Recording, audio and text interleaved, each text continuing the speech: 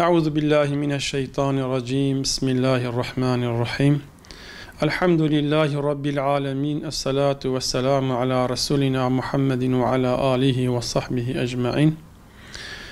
Allah azze ve celle idrak edeceğimiz bu Miraç gecesini bize, ailemize ve tüm İslam alemine hayırlar getirmesini Rabbimizden niyaz ediyoruz. Yine Rabbimiz bu mübarek gecede yapılacak olan tüm duaların hürmetine Mescid-i Aksa'mızın, Kudüs'ümüzün işgalden kurtulmasına vesile olmasını Rabbimizden niyaz ediyoruz. Recep ayının 27. gecesi olarak idrak edilen Miraç gecesi mübarek gecelerden, kıymetli gecelerden, faziletli gecelerden, duaların kabul edildiği mübarek gecelerden bir tanesidir. Elbette miracı değerli kılan, miracı böyle faziletli kılan o Miraç gecesinde yaşanan hadiselerdir, yaşanan mucizelerdir. Allah Azze ve Celle bu gecenin kıymetini, bu gecenin faziletini ifade etme amacıyla Kur'an-ı Azimuşşan'da İsra diye bir sure, İsra suresini indirmiştir ki İsra suresinde hemen başında anlatılan Allah Azze ve Celle buyuruyor ki kulumuz Muhammed'e ayetlerimizi gösterelim diye onu Mescid-i Haram'dan Mescid-i Aksa'ya doğru bir seyahat yaptırıyor. Yani Resulullah Aleyhisselatü Vesselam Cebrail'in eşliğinde Mescid-i Haram'dan Mescid-i Aksa'ya doğru bir gece yürüyüşü yapıyor ki bu Kur'an'ın ifadesiyle İsra'dır, yani gece yürüyüşü manasındadır.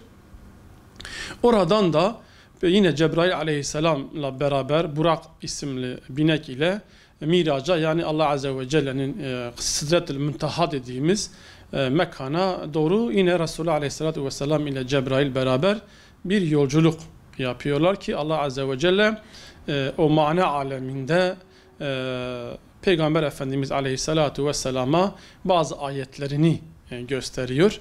Dolayısıyla böyle mucizevi bir gece yaşandığı için bazı hakikatler o gecede meydana geldiğinden dolayı Allah Azze ve Celle bu geceyi kıymetli kılmış, faziletli kılmış buna binaen.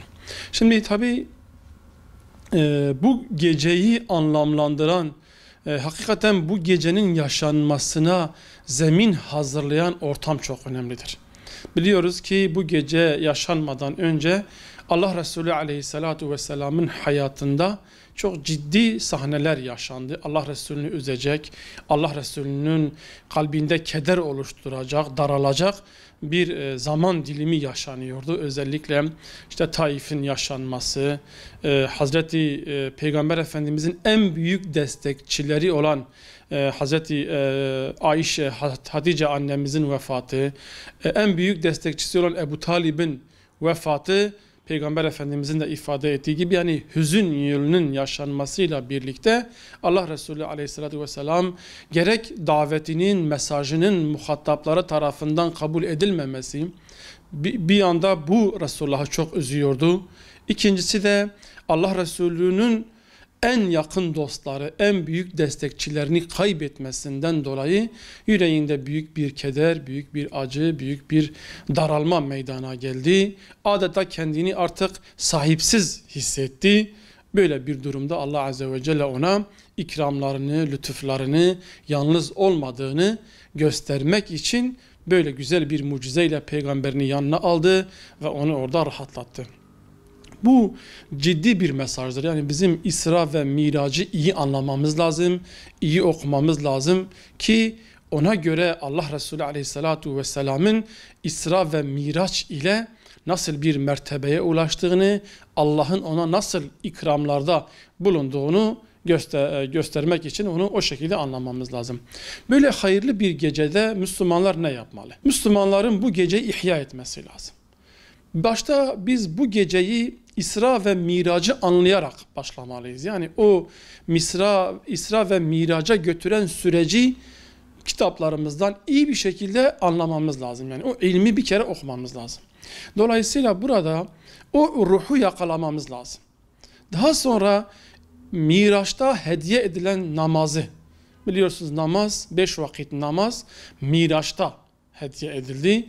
O namazın ruhunu, namazın önemini, namazın müminin miracı olma vasfını da göz önünde bulundurarak namazı yaşamalıyız. Yani o gece bizler de aynen Resulullah Aleyhisselatu Vesselam gibi mana aleminde namazla birlikte, o namaz ruhuyla birlikte biz de miracı yaşamalıyız. Yani bol bol Müslümanların o gece namaz kılması lazım. O namaz ruhunu yakalayabilmesi lazım.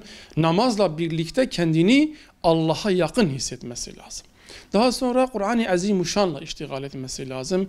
O geceye nasıl ki Resulullah Aleyhisselatu Vesselam Miraç'ta Rabbi ile muhabbet etti. Biz de Kur'an üzerinden, Kur'an ayetlerini okuyarak Allah'ın kelamıyla o gece biz de Rabbimizle bir muhabbete gireceğiz, bir diyaloğa gireceğiz.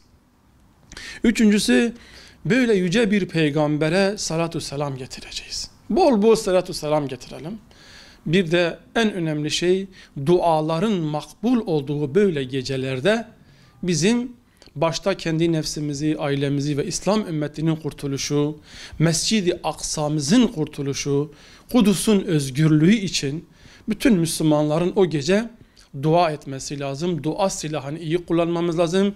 O gece bir dua ordusu oluşturmamız lazım.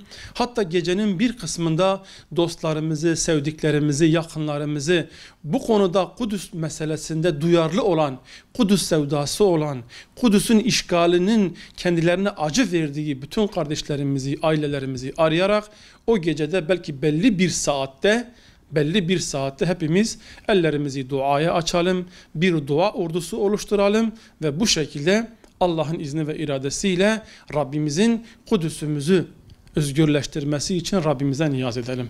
Bu şekilde inşallah hayırlı bir şekilde değerlendirelim Allah'ın izniyle. Rabbim bu geceyi hepimize hayırlı kılsın inşallah.